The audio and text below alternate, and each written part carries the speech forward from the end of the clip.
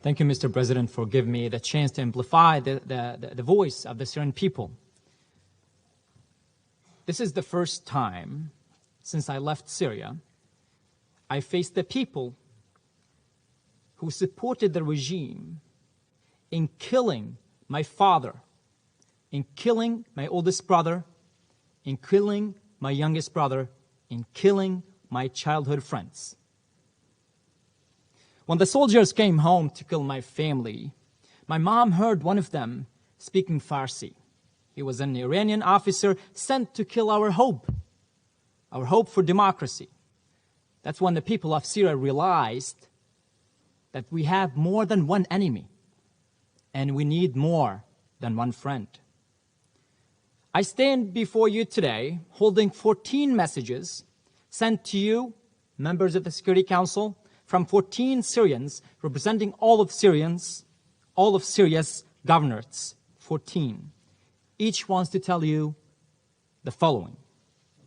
Rama from Daraa Governorate says to you, you have the power to turn our nightmare into a dream, so please do it. Ali from Damascus says, isn't it surprising how powerful you are, but how powerlessly you act in the face of our enemy? Well, Sarah from Homs says to you, my daughter is severely sick. Can any of you help fly her out to any safe hospital anywhere in the world? And you have Yasser from Hama, and he says, I lost everything on your watch. And you just like to blame things on other members. You blame it on Russia just to push the responsibility away from you. Hiba from Latakia says, Syria has never been scarier than now. Even the supporters of the regime are being arrested by the regime and tortured and killed. Just so you know, I am not going to filter the voices of the Syrian people. I'm telling you exactly what they say. And here it comes. Karim from Idlib says to you, you have been acting so lame since 2011. I lost everything I ever loved. I lost everything I have. And he tells you, fuck you for not being useful, for not being respectful to human lives and human rights. You have Sana from Aleppo, and she says to you, all we need is protection. I am tired of being afraid from the sky. I don't want it to drop more bombs. Shiro from Hasaka says to you, don't let Russia and China and Iran play you. Act like you understand your position of power. You sitting in the Security Council, not in a carousel in Disneyland. While Ranim from Reef Dimashq says to you, I am claustrophobic. Whenever they bomb, I have to go and hide in the basement or in a tiny room, and I can't breathe. I can't breathe. I can't breathe. I just want this to end. Shadi from Quneitra says, I recently, and he's a very young person, I recently tamed a cat, and she is right now in this conflict, my world. So please help me keep her safe, keep her alive. Her name is Judy. Maryam from As-Suwaida. It always seems impossible until it's done. I know she stole the quote. We have Khalid from Raqqa, and he says to you, while you may think that the war in Syria ended, it did not. People are still being targeted. People are still being killed. Lubna from Deir Zur says, there's only one way. There's only one way to end the war in Syria, and that's bringing Assad regime to justice. The last message, number 14th, is from Tartus, my hometown, so I wrote this message. Since the start of the Syrian uprising in March 2011, Russia has vetoed more than 15 UN Security Council resolutions concerning the conflict in Syria. Among other things, this resolution covered human rights violations, the use of force against civilians, toxic chemical weapons, and calls for a meaningful ceasefire.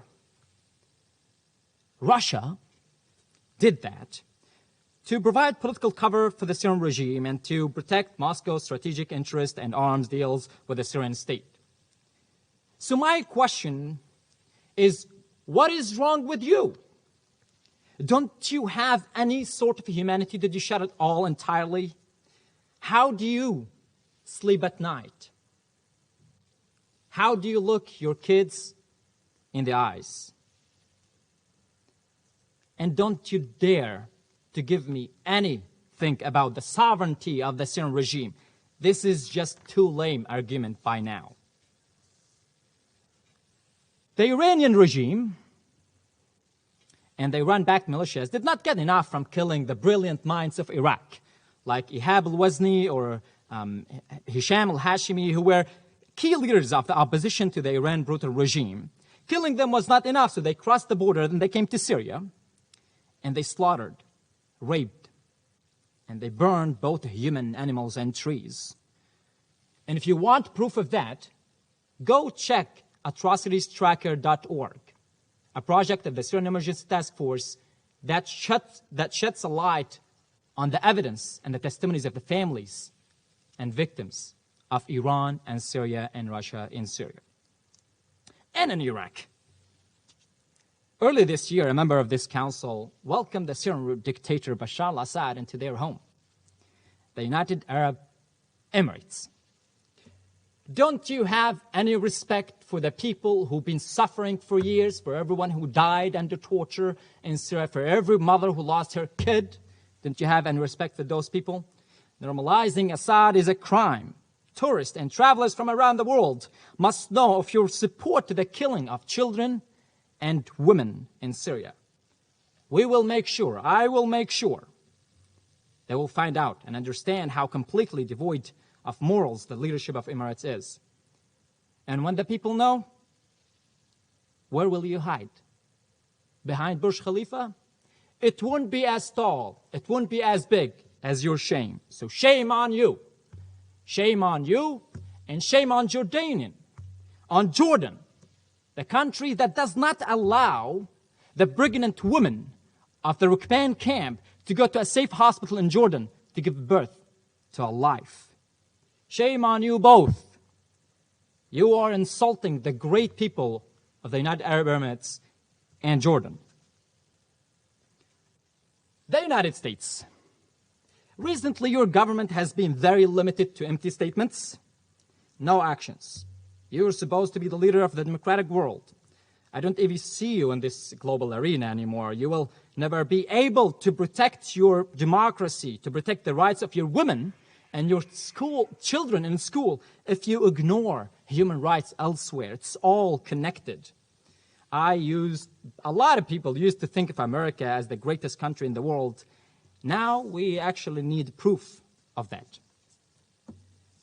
And there are other members. We have Brazil, Mexico, Ireland. We have Gabon, Kenya, Ghana, that we actually don't see a clear stand. And you have to take a clear stand against dictatorship to support the people that need your help.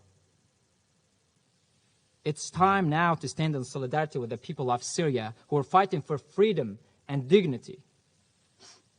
Turkey and Lebanon has been very generous in welcoming so many refugees. For that, we are no doubt very grateful. However, the Syrian people at this moment are facing a lot of discrimination, a lot of racism, and a lot of insult on a daily basis. And we want to encourage, we want to ask the Turkish government, we want to ask the Lebanese government and every government where there are Syrian refugees to actually be more responsible, to honor those who seek refuge in your home. The people of Syria will remember the ones who did them good and the ones who did them bad. As I testify before you today, there are millions, that's millions of people that depend on humanitarian aid in northwest and northeast Syria. These innocent people are held hostage to Russia that keeps hostage all the cross-border points, including Bab al-Hawa. The reason I've been shaming you for the last 5 minutes is because I know that you have some power to do so much, but you choose not to. Here are 3 actions that you can do to both prove to your own citizens that you care about human rights and to mitigate the suffering of the Syrian people. First, pressure Russia as much as you can to extend Bab al-Hawa and open all the other cross-border points to allow humanitarian aid. This technically should not be a negotiation. It's humanitarian aid we're talking about. Second, follow Germany's lead to use massive amounts of evidence to prosecute the Syrian regime and its allies.